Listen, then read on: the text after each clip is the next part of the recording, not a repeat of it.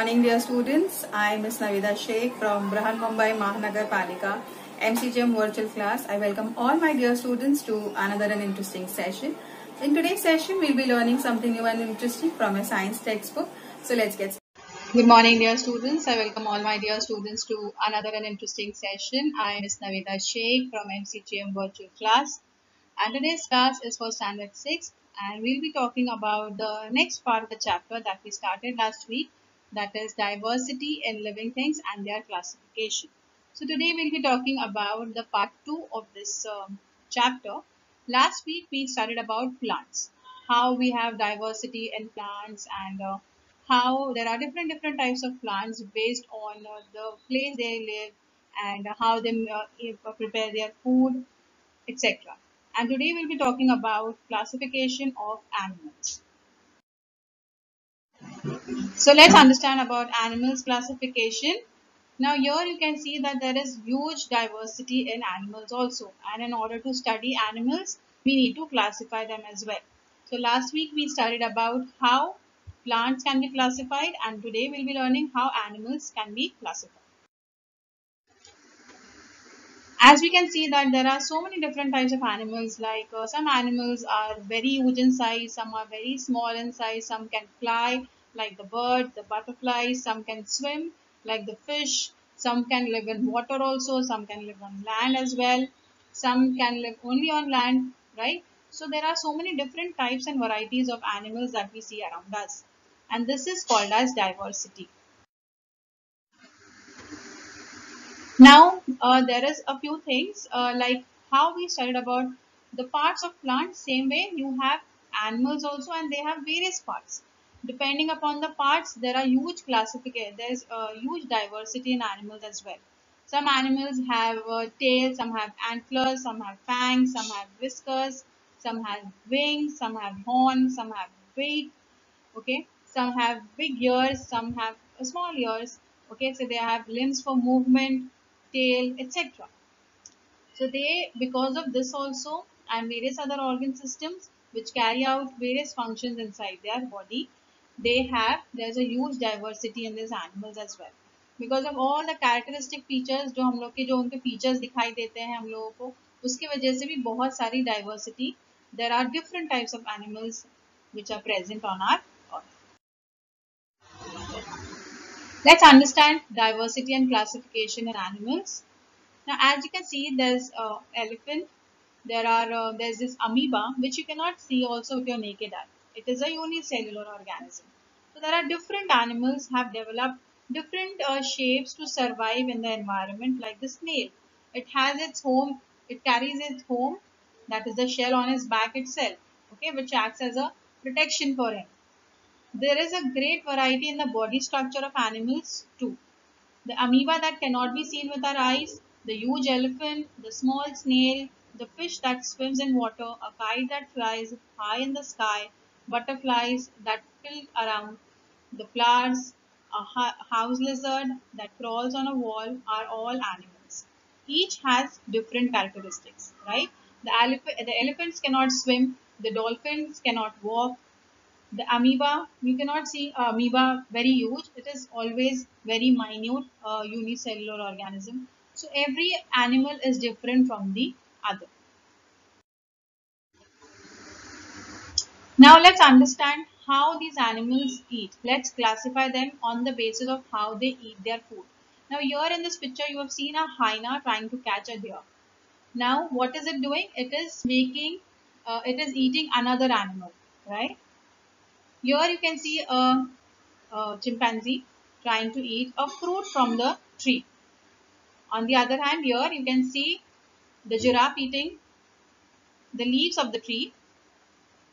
You can see the frog eating insects, a fish eating another fish, a panda eating leaf. So different animals have different methods of obtaining and eating food. कुछ लोग hunt करते हैं, कुछ लोग plant को ही खा जाते हैं, कुछ लोग fruits खाते हैं.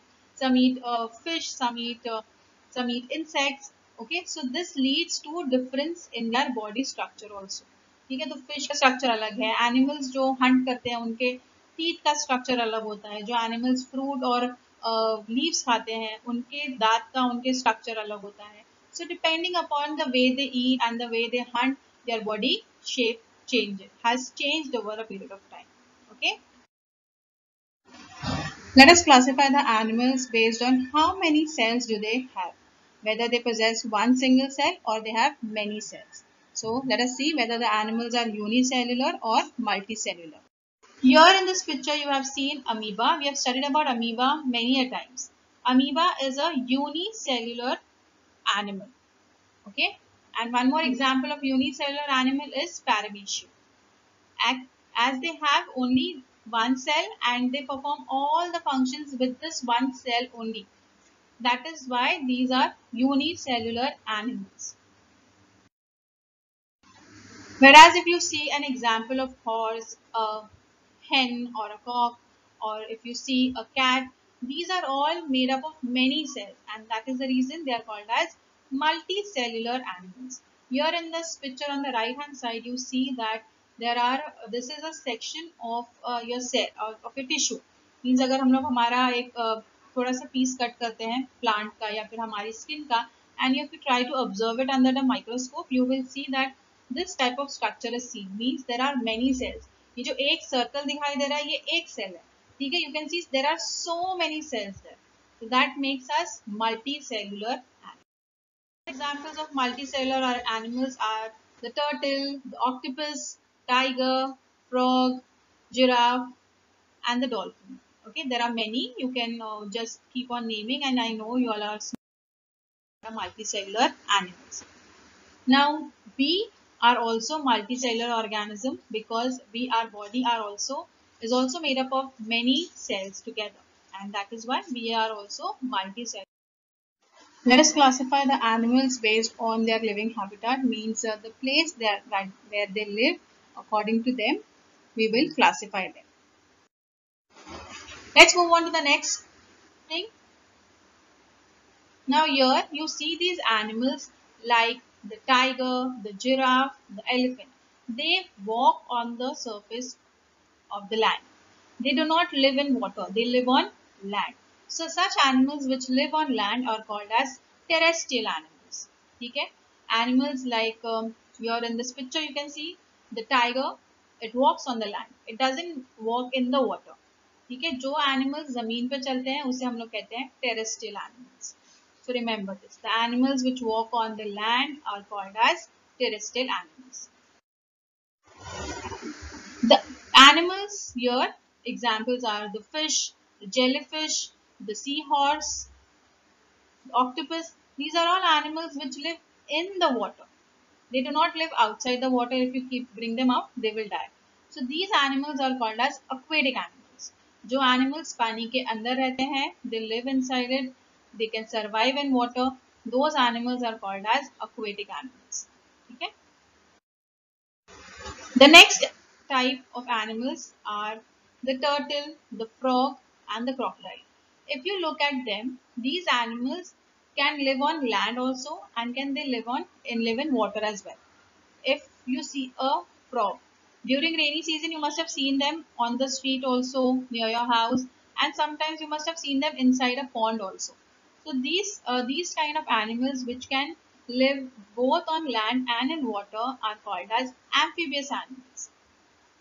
The crocodile you must have seen on the Discovery Channel or Animal Planet channel. You must have seen them कि ये animals ज़मीन पे भी easily रहते हैं और ये पानी के अंदर भी fishes वगैरह को hunt करते हैं. Next we come is the arboreal animals. Now arboreal animals are animals which can fly. ठीक है, वो एक जगह से दूसरी जगह पर fly कर सकते हैं and they keep on moving their houses also here and there, and that is the reason this is another word for them, that is arboreal animals. The animals which can fly are called as arboreal animals. Butterfly, eagle, kite, sparrows, different kind of birds, anything which can fly, the animals which fly are called as arboreal animals. The next thing we come is the vertebrate and invertebrate animals. Now vertebrates and invertebrates. Vertebrate means having spinal cord. We have a spinal cord, right? If you touch the back part of your body, you will notice that there are bones. Now that spinal cord is called as the vertebra. Same way, even giraffe has a vertebral column. That means they have bones in their neck and the entire part of their body. So this is called as vertebrate animals. The animals which have a vertebral column, that means spinal cord, are called as vertebrates. On the other hand, there are a few examples like the crab, snail, butterflies, cockroach, earthworms, and the octopus which do not have a spinal cord. Such animals are called as invertebrates. Let us classify the animals based on how do they reproduce, means how they produce their young ones, that is by oviparous or whether they are viviparous animals. Now let's classify the animals based on how they give birth to the young ones. Now first thing we'll be learning is oviparous animals. Oviparous animals like the example is the chicken or the hen, ducks, snakes, turtles. Now these animals, they lay eggs, and from the eggs you have the young ones coming out. Like here you can see a turtle coming out from the egg. Okay. The next example here you can see a snake. The snake also lays egg, and from the egg you can see the snake coming out. So animals which lay egg and from the egg the young ones come out, these kind of animals are called as oviparous animals. Okay, the animals which lay eggs or egg laying animals are called as oviparous animals. Or here you can see examples, the cat, monkey. These animals are called as viviparous animals. They give birth to their young ones directly. They do not lay egg. Okay? Like humans, we have, you must have seen in your house, you have kids around. Then you can see this elephant has a small baby elephant along with them. The dog has a puppy, the cat has a kitten, and you can see the monkey with a small child. These animals all give birth to their young ones. So these animals are called as viviparous animals. So I hope this part is clear to you all. Based on how they give birth, they can be classified. It is quite clear to my students. In the next coming period, we learn something new and interesting. Till then, thank you.